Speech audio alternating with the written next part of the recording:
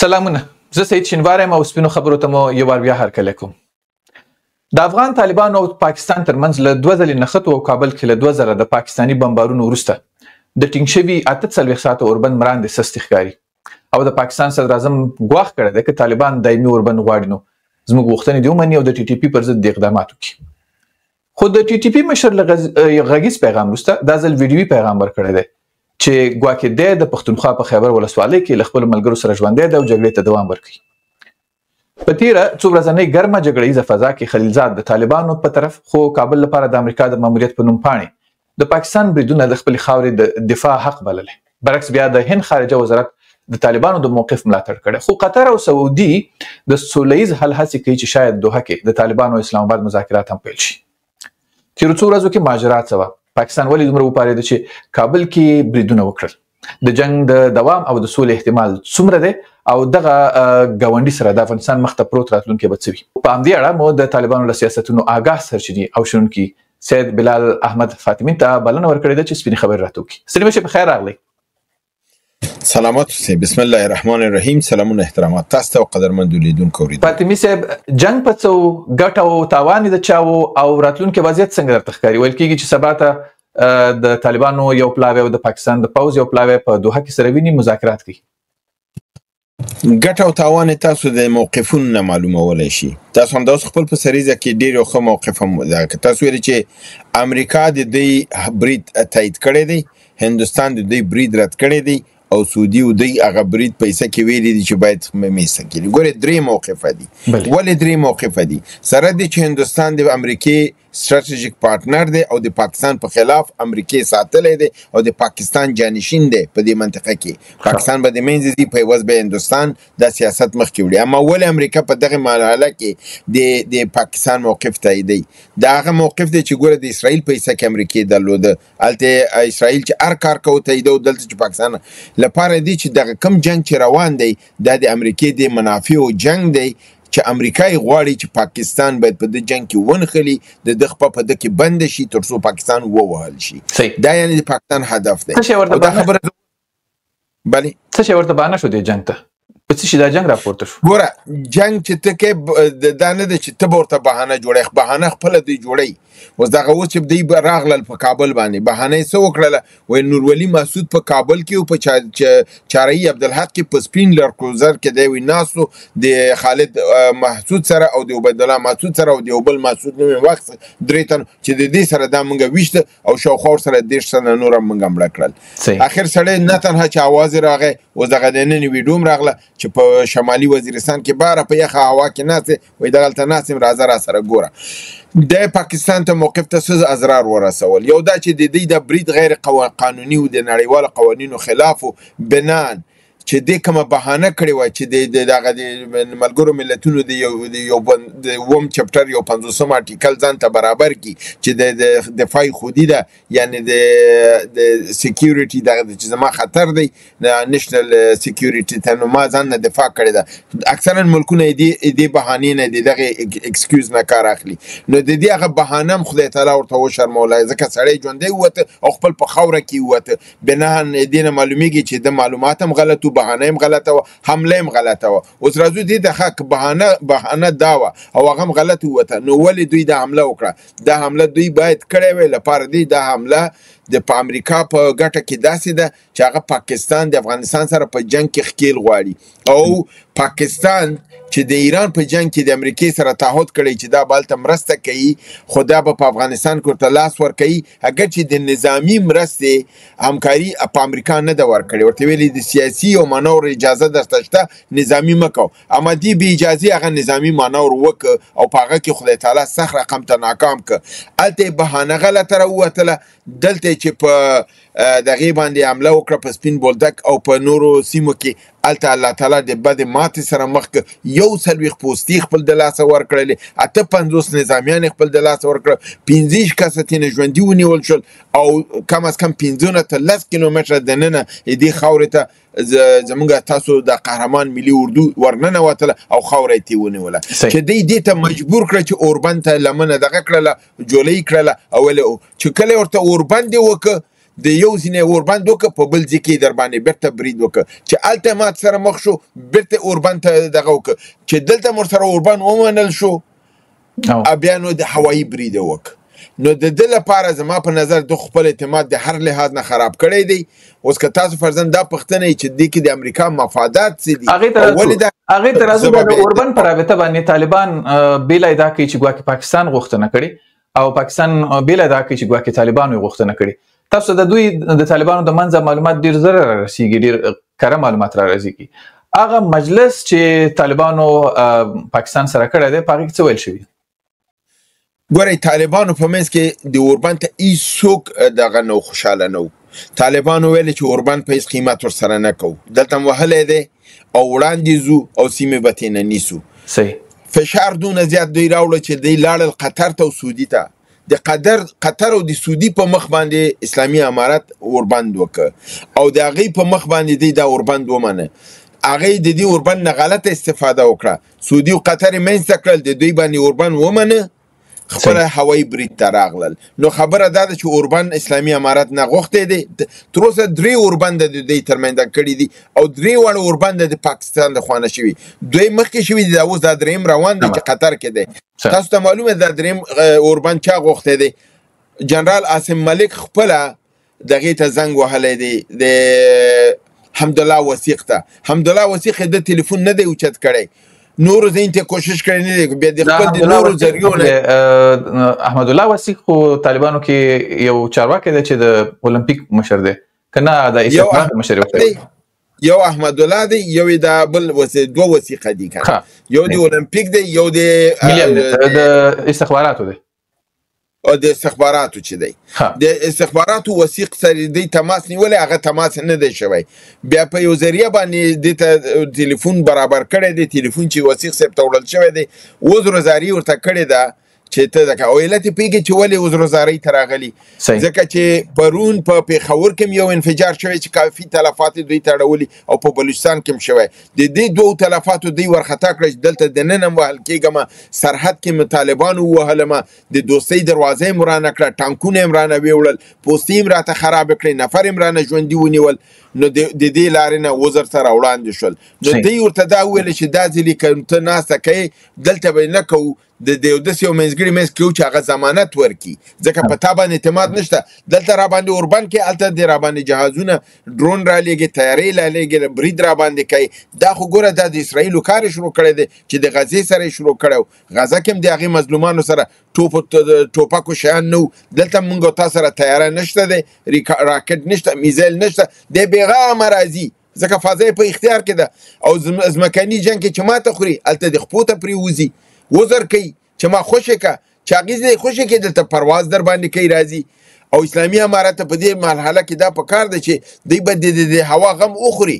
د دې لپاره باید میزایلونه پیدا کړي چې دوی د طیارو مخه ونیسي. په ځمکه باندې پنجابی د ټینګې نه دی په ذات د خدای کوي نو ټینګه کې. خبره دا ده چې دوی د فریب د فاطمه صاحب زه راځم تاسو سره ټولې خبرې کوم. ما ته اول دا پوښتنه کې را جواب کړئ چې دغه هیئت د چا په غوښتنه دوحې ته ځي؟ تاسو ویل چې طالبان ورته ویلو چې دلته نه یو درېمګړي هیواد کې به خبرې کوو. معنا دا ده چې دوی یو وارې خپلو کې خبره کړې ده او بیا یې قطر ته خبر ورکړی چې ګواکې موږ راځو یا داسې شوي دي چې قطر دواړو هیوادونو ته ویلي چې راپورته شئ راشئ موږ سره دلته کښېنئ خبرې سره وکړئ؟ نه دا چې د جنرال عاصم ملک چې زنګ وهلی وثیق ته عذر یې کړی دی ورته ویلي دي چې حتی تر دې الفاظو ما ته دوستان دغه وکړي چې ورته ویلي د خدای دپاره دا خبره نور موږ ده وایي موږ سره هر چېرته چې کښېنئ کښېنئ. هغې ورته ویلي چې دلته خو در باندې اعتماد نشته او دلته خلک در باندې اعتماد نه کوي. که ته دلته راشي دلته ویزه یې ورته ورنه کړل. تاسو معلومه ده که نه چې عاصم ملک ته هم ویزه ورنه کړه خواجه آصف ته هم ویزه ورنه کړه. نو هغې ته خو ویل چې ویزه خو نه در کوم. نو چې دلته ویزه نه در کوم ته چېرته ما سره ګورې؟ نو هغې ورته داسې دا کړی دی چې په درېیم ځای کې د قطر کې به سره وګورو. نو دغه راته نه ده معلومه چې پاکستان تماس نیولی که دی خو ممکن دا ده چې پاکستان تماس نیولی قطر منلې ده او دا هیئت به ځي. نن د اسلامي امارت په مشرتابه کې دلته دوی ناستو چې دا هیئت باید څوک لاړ شي او په کومه پیمانه لاړ شي.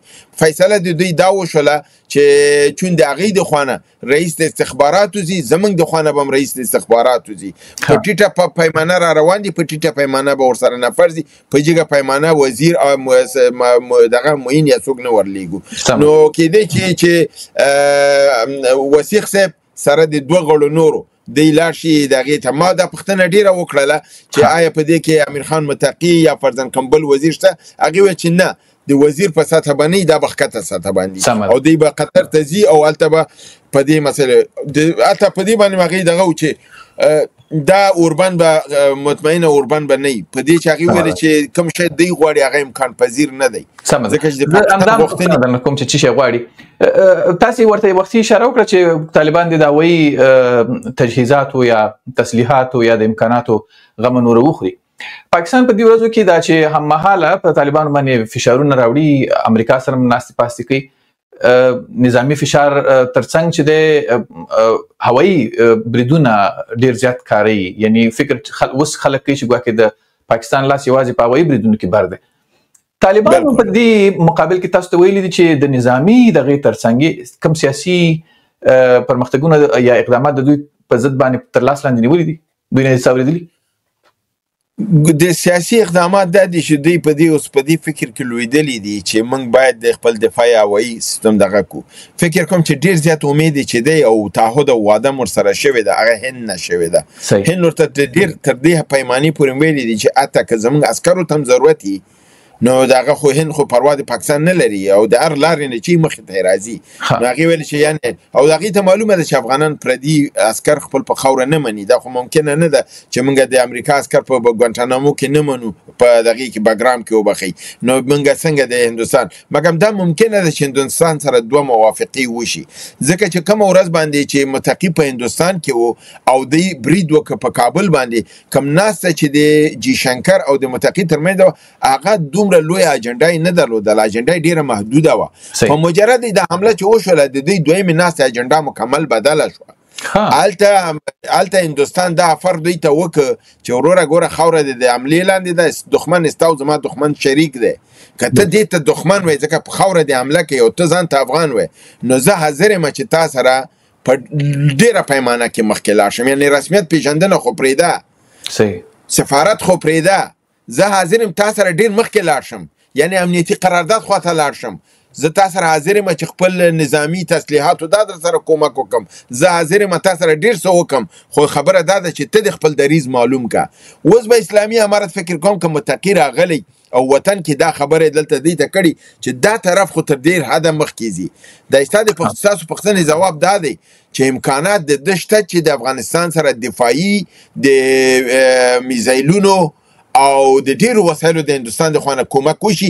ځکه هغوی اوس په دې پوه دي چې افغانستان د برید لاندې دی، نو که افغانستان ته زه میزایل ورکړم سیده په اسلام آباد یې ولي، نو دا میزایل حتما هندوستان کومک کوي. که 2 دانې مې درکوي وي وله، د هغې هدف دا دی چې اسلام آباد ولګېږي او دا افغانستان یې کوي او افغانستان ضرورت لري. نو که زمونږ تاسو اول ټارګټ دا دی چې هندوستان کومک کوي، دویم دا دی چې روسیې سره په رسمیت پیژندل شوي روابط لري، ته هغې نه تقاضا کولی چې زما خاوره د تهدید لاندې ده، ما سره دغه وکړه، قرارداد نظامي وکړه او دغه لوازم مې په کار دي. که موږ یو څو دانې تیاري د فتن واخلو، یو څو میزایله واخلو چې تیاري مخه ونیول شي او میزایل تر اسلام آباد ورسیږي، بیا د پاکستان مخه نیول کیږي. کله چې تاسو په هوایي او د دفاعي په لحاظ د پاکستان مخه ونیوله، ځمکنۍ لارې نه پاکستان توانایي نه لري، ځکه پاکستان په ښکته ځمکه کې په محفوظه ځمکه کې نه دی. بلوچستان کې دې غاړې نه که افغان ورباندې ځي، هغه ځینه او هغه غاړې نه ورپسې بلوچستان لیبریشن فرنټ راځي.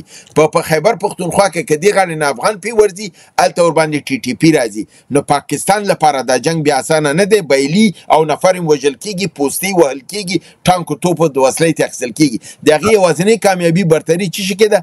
په تیارو کې ده، په هوایي ده چې راځي.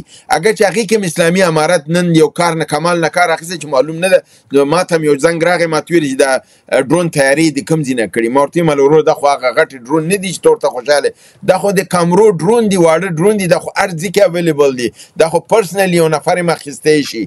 دا د هماغه ډرون تیارې دي، طالبانو اخیستي، واړه بمونه ورپورې تړي، د تیاره چې ځي هغه بم سره ځان هلته اچي یو ګرم کوي.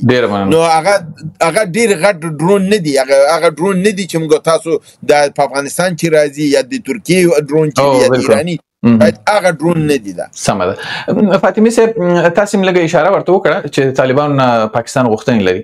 په دې ورځو کې پاکستان لاس ډېر بره نیسي. مثلا نن د دوی صدر اعظم یو خبره کوي چې اوربند وخت نور په ختمېدو دی او که طالبان غواړي چې دا دوام وکړي زموږ غوښتنې دې ومني.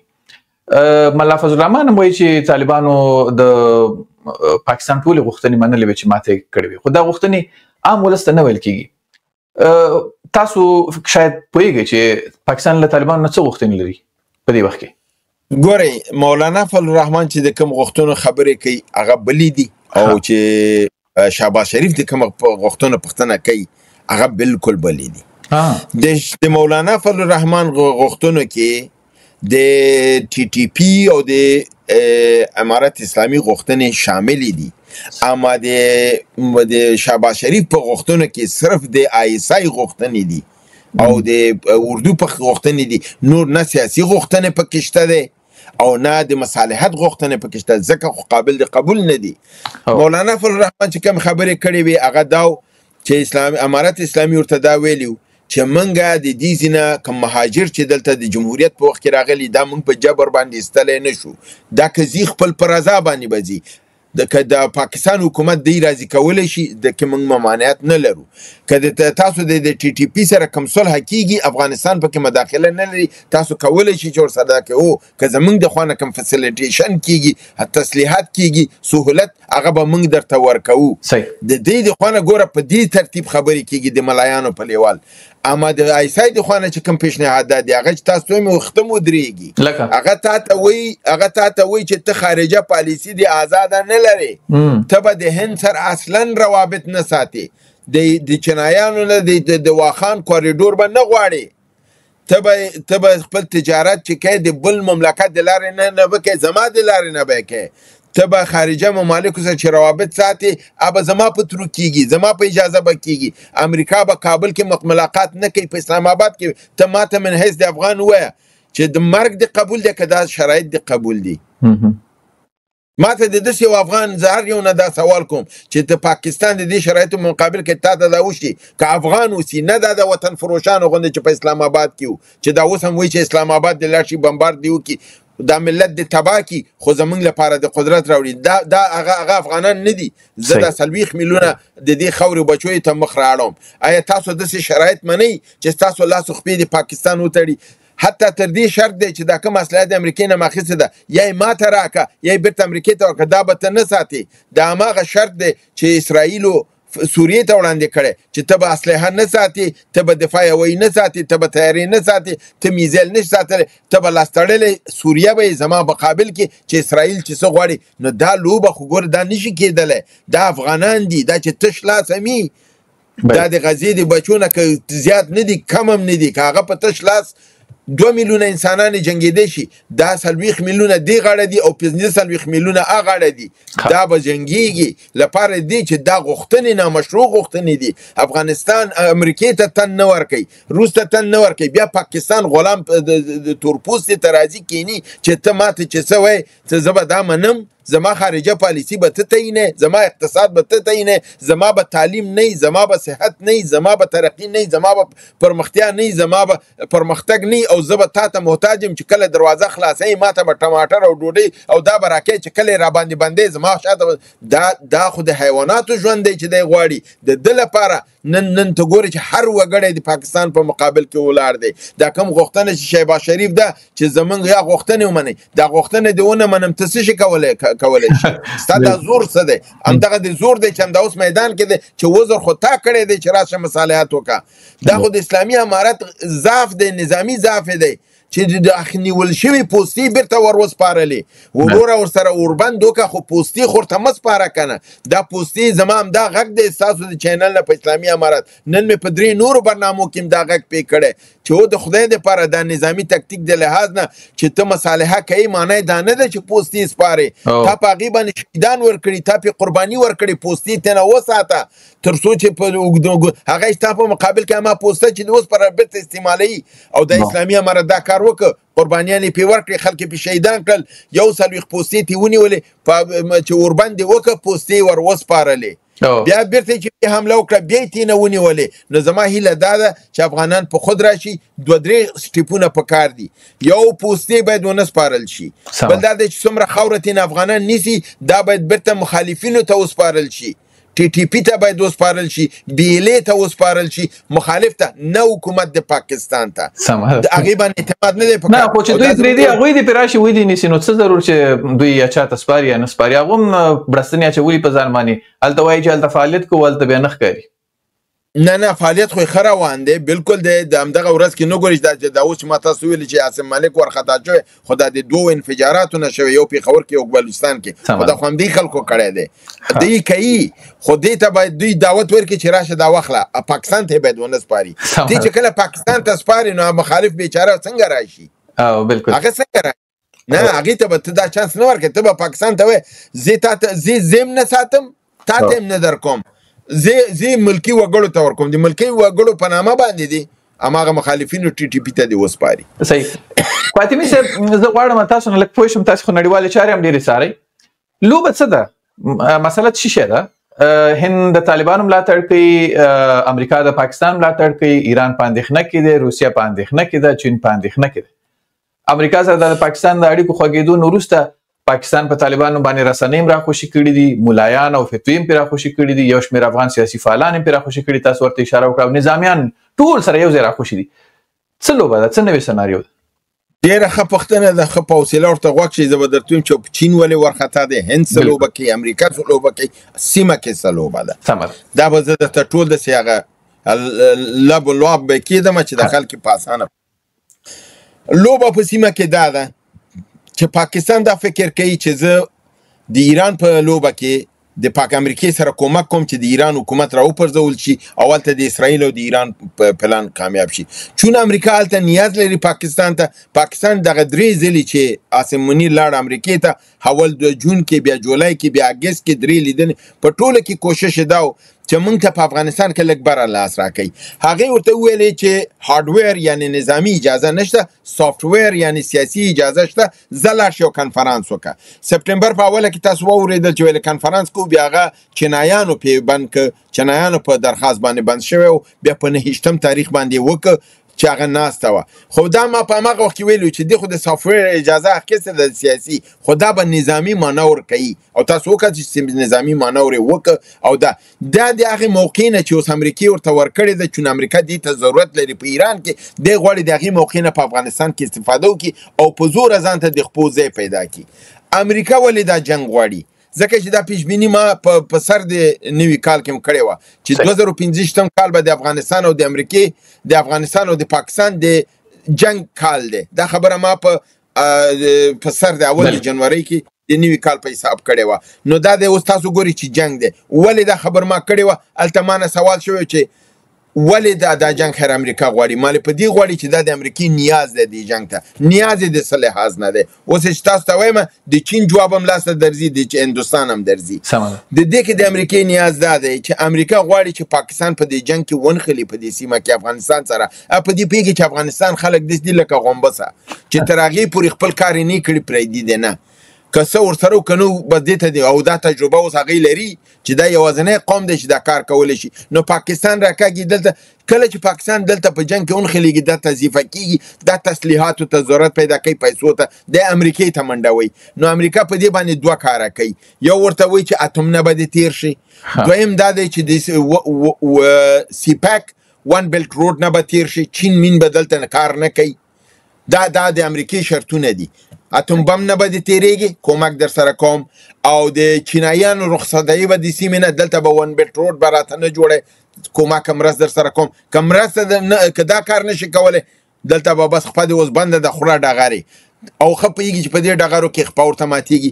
بل درېیم هدف د امریکې په دې سیمه کې دا دی، کله چې د پاکستان نه اتوم واخلي او پاکستان دلته تضعیف کړي، نو د بلوچستان او پښتونستان کې چې د ازادۍ د غورځنګ روان دی، دا د هندوستان او د امریکې په ګډ جوړ باندې روان دی، د دې په ملاتړ روان دی. تاسو چې مخکې سوال وکړئ چې د هندوستان انټرست دلته څه شی دی، ولې امریکا خپله پاکستان سره ولاړه ده، هندوستان چې پارټنر دی هغې ځان نه لرې کړی دی، هغې افغانستان ته نږدې کړی دی. دا یې دې پالیسي ده، زه به د پاکستان سره ودرېږم، دا به تشویقوم، ته به د افغانستان سره ودرېږې چې هغه ملا یې ضعیفه نه شي، که کومک ته ضرورت لري چې پاکستان دلته ښه ووهل شي. کله چې پاکستان دلته وهل کېږي، دلته دوی لګیا دي تقویه کوي، بیلې، ټي ټي پی، پښتو غورځنګ، سندودش او کشمیر، دا 15 حرکتونه دي د ازادۍ دا چې دوی تقویه کړل دا د بلوچستان او د پښتونستان سیمه چې پخوا دا د افغانستان لپاره جنگ پیروانو چې ما به همیش دا ویلي چې لوی افغانستان لپاره جوړیږي او دا د امریکای په پالیسي کې د 1980 کې تاسو وګورئ همدا چې دا د افغانستان خوره ده په 2000 کال کې وګورئ د امریکای خارجه پالیسي کې دا د افغانستان خوره ده خو د یو کال رئیس کېږي د 2023 د جون نه را په دی خاورونی سه یعنی یو کال کېږي دا پالیسي شفت شوه ده دا پالیسي د امریکای وزداده چې دا سیمه کې ازادي کې افغانستان ته ولی ورکو امدا به بفرزون کو په منځ د هندستان او افغانستان کې دغه سیمه به ازادي کو د گوادر به د اوبو بندرګاه شي د امریکای او وزیرستان شمالي جنوبي به هغه د منرالو ته چې د ضرورت لري چې کله چین ته وزرزاري کوي کله په یوکرين کې به باندې قیمت گذاري کوي کله بل دنیا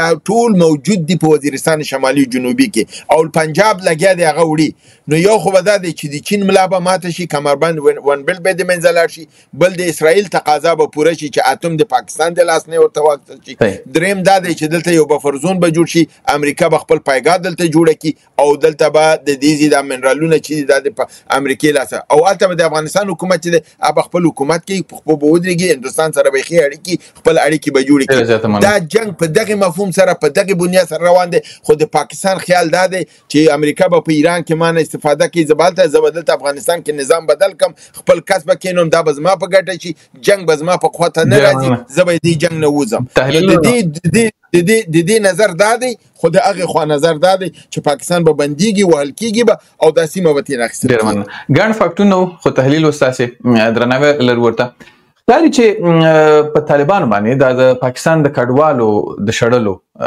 فاطمه صاحب او د سوداګرو د لارو د تړلو فشار چې پاکستان تر اوسه پورې څومره راوسته دی هیڅ تاثیر نه پکې یو ویره شته ده دا اوس هم پاکستان دا شروع ورته وکړه کنه کډوالو ته یو ونه ویل چې بس نوروز یو ونه وخلره سوداګرو ته حتی په کراچۍ بندر کې دغه کنټینیو نه ودرول یو ویره شته د کډوالو پر ستنولو کې خلیزاد هم دا ویره څواري دا کړو چې ګواکې داعش ترګر هم را لګل شي افغانستان ته په دې کډوالو کې تاسو طالبانو سره خبرېږئ د خلک څه پلان لري د پاکستان پلان بی پلان سی پلان ډی ته ګورئ د پلان دا دی چې یو خو باید د نن استخبارات ډېر قوي پاکستان خو د یو خو نه دا په دې لپاره کوي چې افغانستان پی ویری خو اصل کې ویره د خپل د پاکستان ده ځکه پاکستان وی چې دومره زموږ استخبارات اوس افغانستان کې نشته لکه څومره چې د طالبانو اوس دی غاړه دي او هغه هر افغان ته اوس د استخباراتو په سترګه ګوري هغه وی چې دا د دې نه کم کو چې د کورپ چې د افغانانو دی چې دا لږ زره بربند شي یعنی هغه استخبارات چې دلته دی پاکستاني پاسانه نش پیدا کوله د دل لپاره دی یعنی په طالبانو سره دا یره نه ده چې د دې کې بد دی یا د داعش به ډیر راشي بلکې پاکستان سره یره ده چې دغه افغانان چې موږ هیڅ پیژنو نه په دغه د دوی استخبارات دومره قوي دي او هغه سره دا یره ده چې طالبان وغواړي دلته موږ ته هر اور کړلی شي مدرسې را تر پرولې شي فتوا د جهاد ورکولې شي موږ ته په مقابل کې قیامونه جوړول شي د دل لپاره هغه غواړي چې دا کم کې دی غاړي راولېږي او طالبانو دا مد نظر ورته دي چې چیرته دی راځي او دې کې دغه ابو تیر زلیم دا نظر ور سره ځکه هغه ډیر زیات استخبارات خپل دلته دغه کړو چې وګوري چې پکې داعش نه راغلي ځکه که تاسو معلومه تیر زلیم چې 15 لک نفر راوېستل زلمی خلیزاد دا خبر په ماغه وخت وکړه چې دې کې داعش ډیر کسان راغلل بیا طالبانو دې کې دا پلټنه کړې و چې آیا واقعا دې کې داعش بیا هغه پلټنه په نتیجه کې دا معلوم شو چې داعش پکې نو خبر لک اوایي غونډه خبرو که خلیزاد په اړه حاس کړو خو هوایو صحیح نو وسم کې چیرته د کېږي دی خپل نفر لګي پلټنه بکې د استخبارات د دوی نه تنه دی غاړه ډیر قوي دي د اسلامي امارات استخبارات اوس هغه ډیر قوي دي او دا هغه شی دی چې باعث سردار د پاکستان ته شوی چې هیڅ جلوي ورته نشنی ولې کوم ځکه چې دی غواړي عملیات کولای شي په چا چې غواړي عملیات کولای شي ډیر پلانونه دی آیسای ناکام کړي دي په دې اساس باندې هغه ودا تصمیم نیول چې مهاجر باید کم شي چې موږ ته د نور بربند شي چې په نفر کم شي کله نفر د لاسو تحقیق مشکله دی کته نه اتل لري کې د دوه تحقیق اسانه دی پیدا کولی نو د دل لپاره دی دا لګیا دي دا کار کوي فاطمه سه ما تاسو نم حتی اوریدلی چې طالبان دوه ډلې دي یو د پاکستان د نفوذ لاندې قوي ترینه ډله او یو د پاکستان مخالفه ډله زه غواړم پوښتنه وکم او دا خبره مو چې افغانستان چې د پاکستان تر قوي استخباراتي څار لاندې ده که نه وی نو د کابل کې برید هم امکان نه لري. یو څوک به د طالبانو د منځه و چې دومره زیات پاکستان راتېر کړه. د کابل د برید نه وروسته فکر کوئ چې اوس هم افغانستان د پاکستان تر استخباراتي څار لاندې دی یو، او د پاکستان او مخالفان او پاکستان پلوي طالبان اوس شته که نه یو ځای شوي دي؟ یعنی نظر یو شوی دی د پاکستان په ضد باندې د ټول؟ ګورئ دا نظر بالکل ما ورکړی او پخوا مې ما همیش همدا جواب ورکوه چې ما به ویل چې طالبان وي دغه ما به ویل نه ټول طالبان نه دي 80% 90% طالبان د پاکستان تالی سټي نه دي، نه تعداد ډیر کم دی چې تالی سټي دی او پاکستان ته کار کوي. او دې څنګه کې ما یو بل خبره کړې وه چې دغه جنگ چې دی دا د خدای زر راولي. دا ولی ما دا خبر کوله جنگ د پاکستان سره جنگ دا معنا ده چې دوست و دښمن بالکل بربند کیږي. هغه څوک چې ایجنټ دی هغه راښکاره کیږي، هغه څوک چې دوست دی د خاورې هغه پاتې کیږي. او د پاکستان دوست چې دی هغه مجبور دی چې د ملت سره شي. کله چې د ملت سره کیږي پاکستان ته ناراضه کیږي لپاره دی چې هغه په دې وخت ورته قومنده ورکوي دا کار وکړه هغه وایي نشم کولی، دا کار وکړه وایي نشم کولی، نو مجبور دی چې ملت سره کیږي. دلته د دوی په منځ کې یو رخنه او فاصله راځي او دا هغه ټکی دی چې د افغانستان په ګټه دی. دا خبره ما بار بار پخوا کړې ده، نن پې خوشحاله یم چې انشاءالله دا جنگ چې دی دا زموږ په ګټه دی.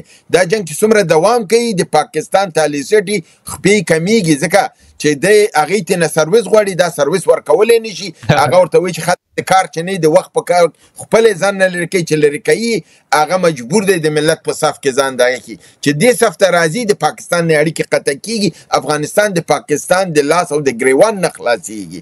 نو دا جنگ زموږ ته دا ګټه لري چې د تالی سټو نه د غلامانو نه چې هغې موجودیت کې هېڅ شک نشته دی ډیر ضرر افغانستان ته رسولی دی، ډیر افغانستان د مصیبتونو کې ګډ کړی دی. که خدای تعالی د دوی مخونه وشرمي او دوی افشا شي او پاکستان هم افشا کړي چې دغه زما کسانو زما خبره ونه منله، ملت ته به معلومه شي او ملت به خپل صف وپېژني او هغه 80-90% چې واقعي د دې خاورې مجاهدین دي، د دې خاورې لپاره قرباني ورکړې ده، اصیل بچي دي، هغه به هم راظاهر شي او په سر ته به راشي او ملت به په اعتماد وکړي او داسې یو نظام به منځته راشي چې هغه اعتماد نظام به د خلکو وي. او د دغې تغییر سره که د پاکستان لاس زموږ د ګریوان نه لر شو مکتب دې هم خوشي کېږي، قانون اساسي هم درته راځي، روابط دې هم نړۍ سره جوړېږي، دفاعي مشکلات دې هم حلېږي، اقتصادي دې هم حلېږي.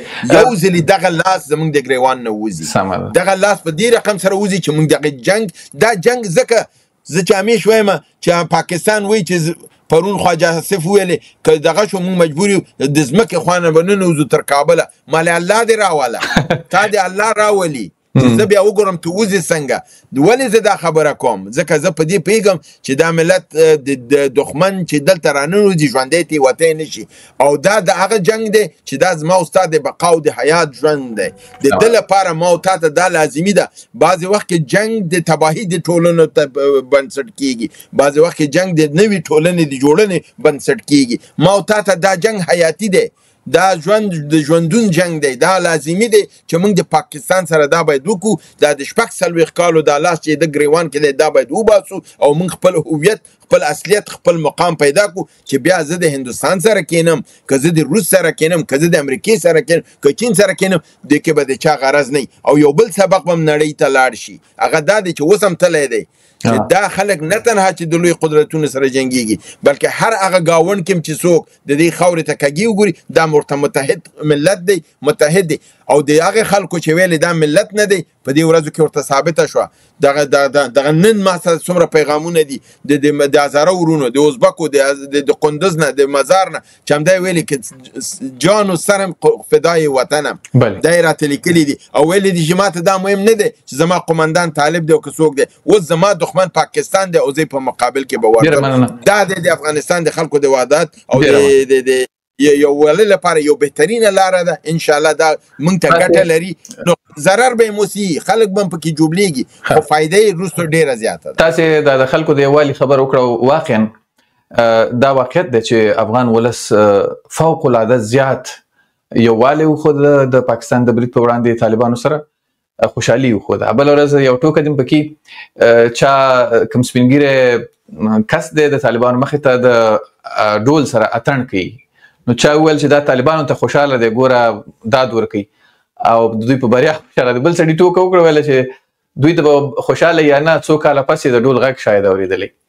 خبره دا ده چې دومره طالبانو دا خلک ځورولي دي، بیا هم ورته راغله او اتڼونه یې ورته وکړه، دوی ونازول. چې هر څه ولس سره کړي ټول ورته ثابت شول چې ګواکې موږ د دښمن په وړاندې در سره یو. اوس د طالبانو مسؤلیت څه دی؟ دوی څه باید وکړي؟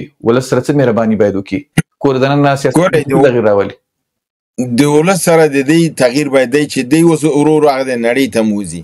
په هندوستان کې تاسو وکتل چې متقي صاحب سره څه وشول، دا خو نړۍ ده، ته خو ځې مخکېږي، مجبورېږي چې مجبور شې تا باندې پالیسیګانې تغیرېږي، او چې تغیرېږي هغه ستا کې یو تغییر راولي، تا مجبوروي. خو دی ویلې زه ښځو سره نه کېنم. هندوستان ورته ویلې چې موږ خو تا سره روابط غواړو، خو موږ ته خو په وطن کې راته ستونزې مه جوړو. په دویم ناسته کې تاسو وکتلې چې ښځې ټولې راغلې کېناستلې، د یو بدلون وکنه. دا بدلون به په وطن کې هم راځي چې کله د پاکستان د ګریوان نه لاس لرې شي، دا به تا ته د مکتب اجازه درکوي، دا به تا ته قانون اساسي درکوي، او دلته چې کله دا د تا وکړل نړۍ تا ته رانږدې کېږي، روابط ته ښه کېږي، ستا ستونزې کمیږي، سرمایه ګذاري شروع کېږي، خلکو ته کار پیدا کېږي. بیا ملت نور څه غواړي؟ ملت خو دا نه دی چې د کوم فرشته راغواړي، خو هغه وایي که طالب راکوي او که جمهوریت والا راکوي، ما ته امن راکه، تعلیم راکه، صحت راکه، او ما ته روزګار راکه. نور مسلمان خو ټول ملت مسلمان دی. داسې مسلمان دی چې په نړۍ کې ثاني نشته. کوم قرباني او شهادت چې د ملت ورکړي په تاریخ کې چا نه دی ورکړي، نو په اسلامیت کې خو شک نشته. نو پاتې کېږي د دنیوي مسایل، د دنیوي مسایلو کې چې کوم ستونزې ورته اسلامي امارت د خوا نه پیښې شوي دي، دا به انشاءالله د جنګ په نتیجه کې دا به دې کې به ډېر نرمي او بدلون راشي، تغییر به راشي، او کېدای شي چې دغه بدلون خپله د نړیوالو د خوا نه په بره سطحه کې راشي، هغه سطحه لرې شي، ښکته سطحه بره راشي، او په نظام کې تغییر راشي، او بدلون دا دی چې قانون اساسي هم درکړي، مکتب هم خلاص شي. او کله چې دا کارونه وشول خو بیا خو مشکلات به حلي. او زه فکر کوم چې دا جنګ به دا تاثیرات لري، څنګه چې هغه اړه تاثیرات لري، دې غاړه هم تاثیرات لري. دا یو طرفه نه دي. او خپله تاسو وکړه چې اسلامي امارت ځینو مشرانو هم تشکري وکړه د ملت نه چې تاسو په دې وخت کې موږ سره ودرېدلی. نو چې که په دې باندې احساس لري چې ملت را سره ودرېده، خو په دې پوهېږي چې ملت څه غواړي، او چې ملت څه غواړي هغه چې ته ورنکې، خو ملت یو ځلې در سره ودرېده، دوه ځلې به ودرېږي، بیا درېیم ځلې خو بیا چې هغه رقم ته دښمن بیا د B-52 سره راځي، بیا خو مجبور دی چې هغې ته الله اکبر ووایي. ډېره مننه، خدای دې ژوندی لره، کور ودان. ډېره مننه.